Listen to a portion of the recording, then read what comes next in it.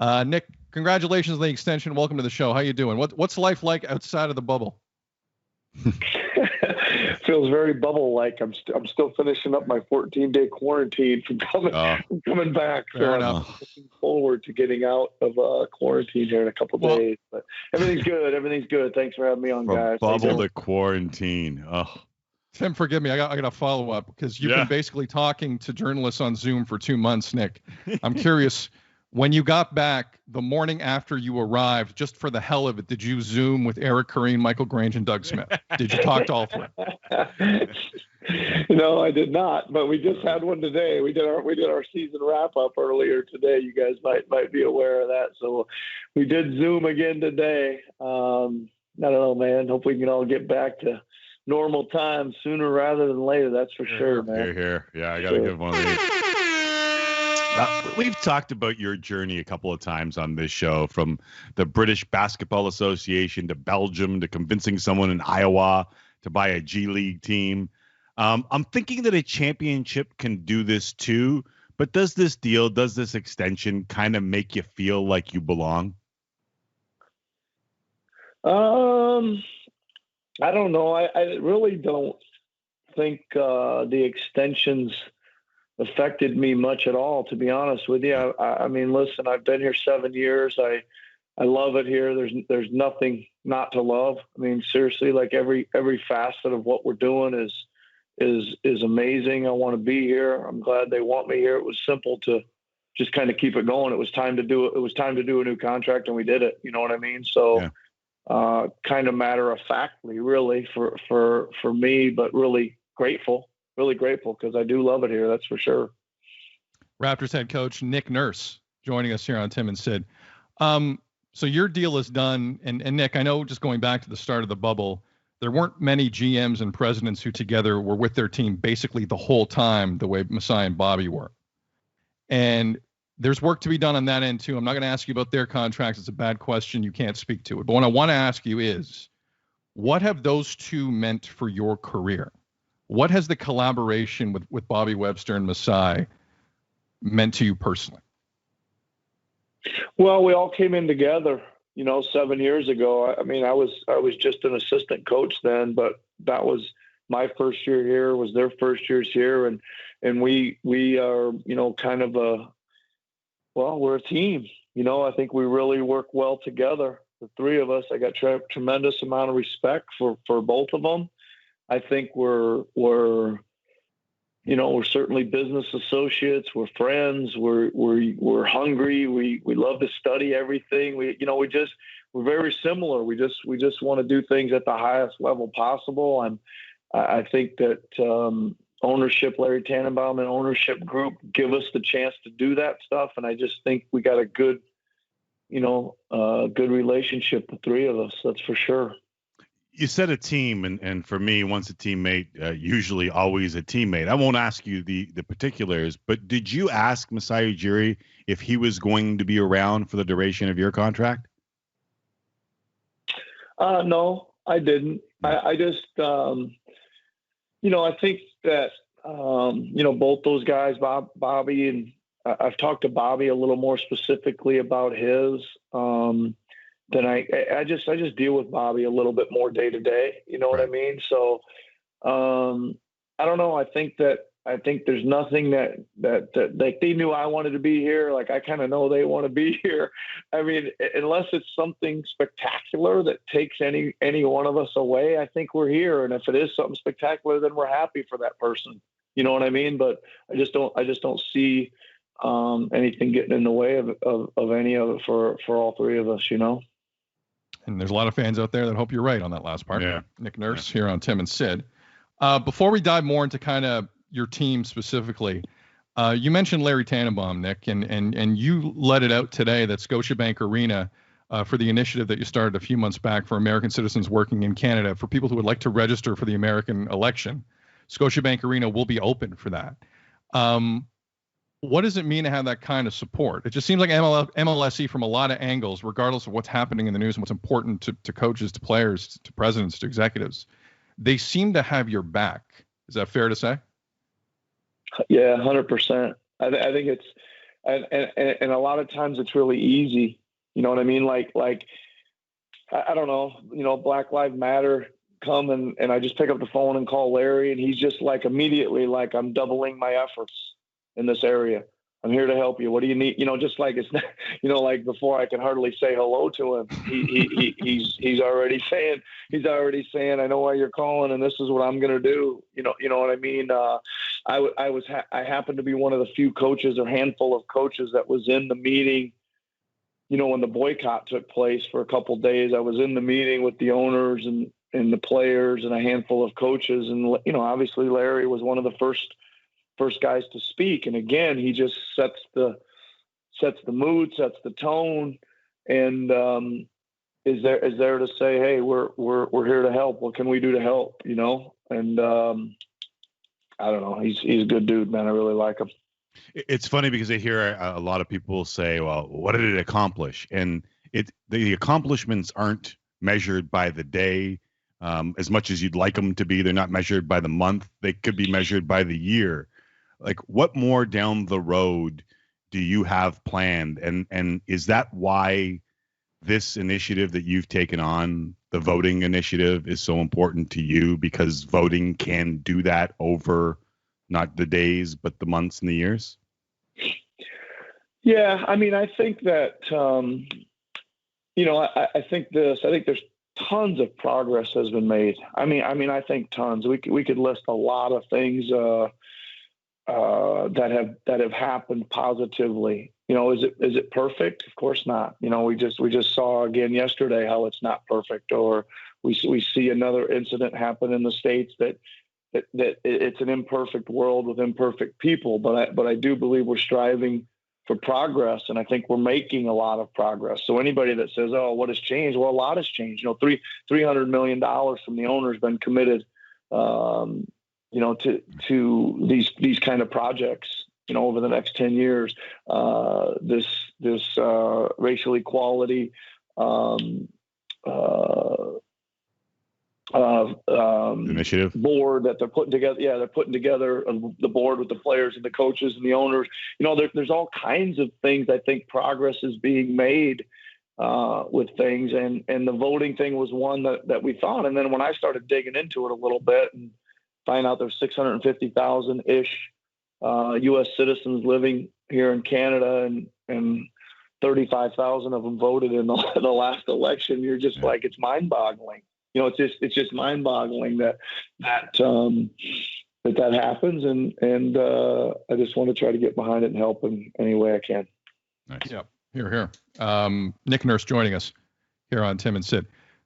Nick, before we look ahead to your team, just one last look back, because by the end, and I've mistakenly judged your fatigue levels in the past, and you've called me out on them, so I'm not about to start to do that again, because sometimes I'm wrong. But I mean, it just seemed like by the end, it was a drain. Obviously, it was a draining experience for coaches and players and everybody. Now that you've had some time to kind of go back at the competitive angle of the bubble, aside from the winning and losing, what was your most positive takeaway about your team, and what was the biggest regret about your team?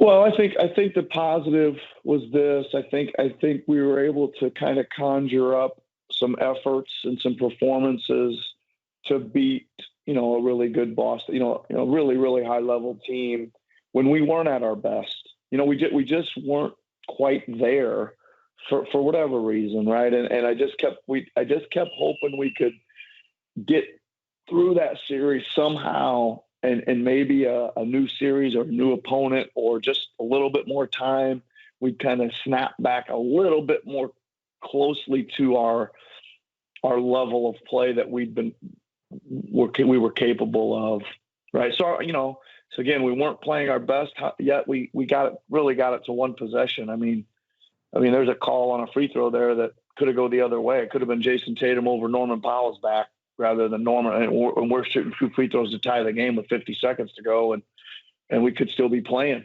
Not unlike Mike Conley's 3 going in and out against Denver.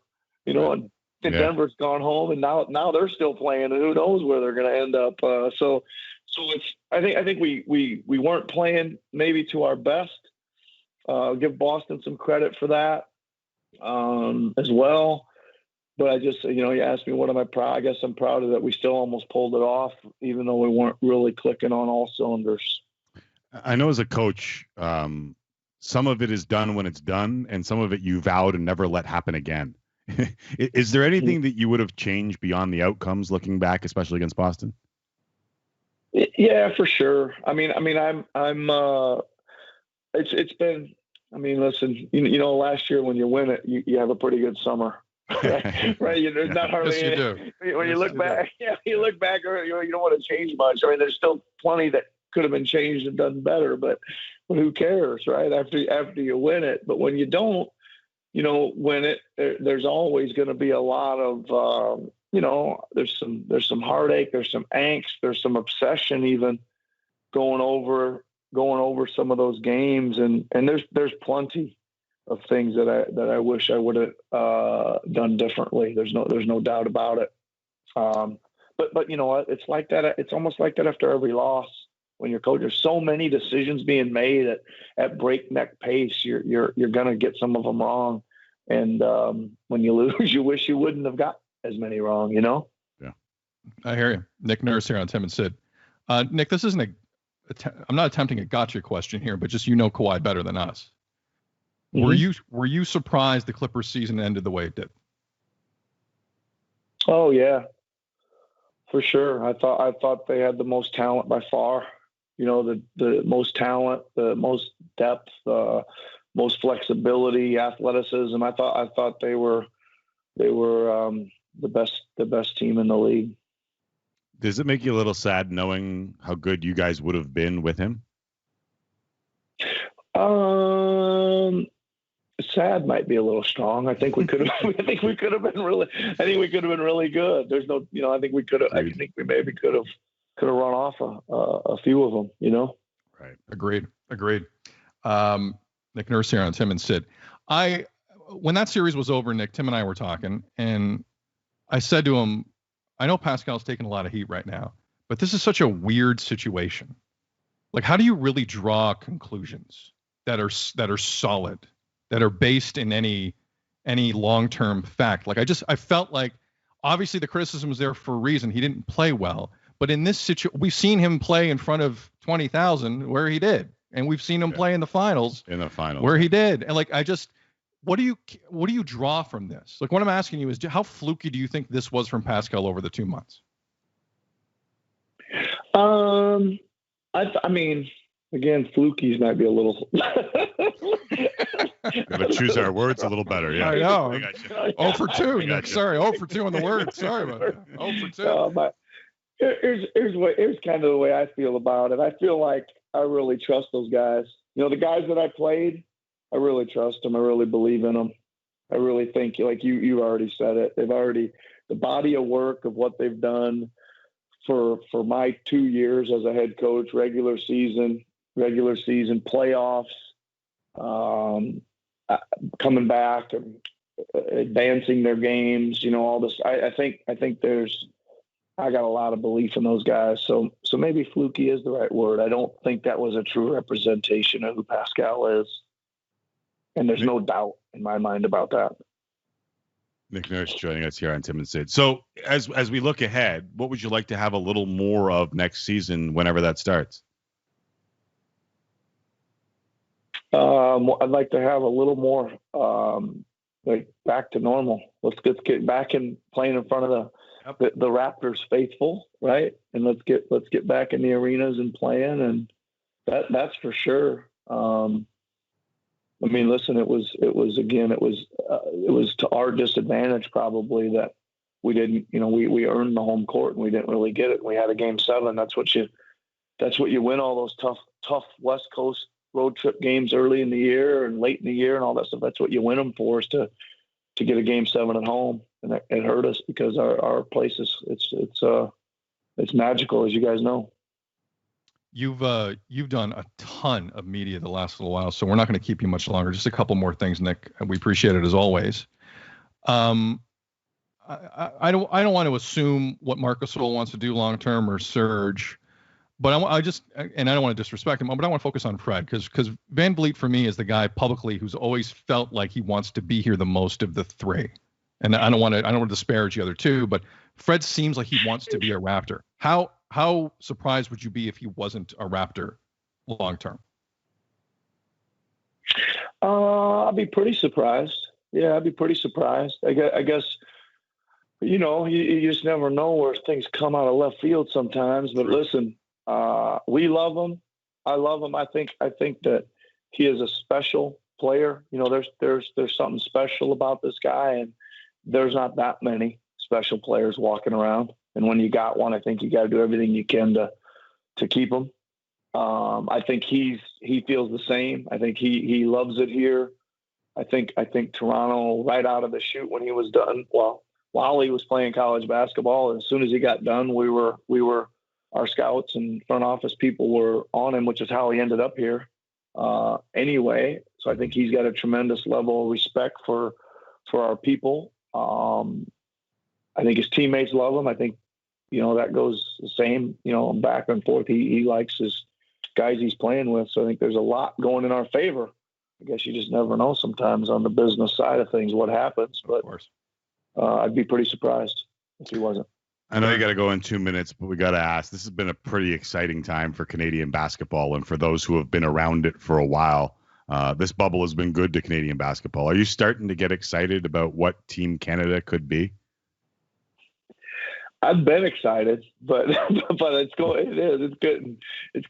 going up a couple notches, man. There's some guys who can really play. And the best thing is this guy's the same every time. The bubble let me bump into him a lot more than normal.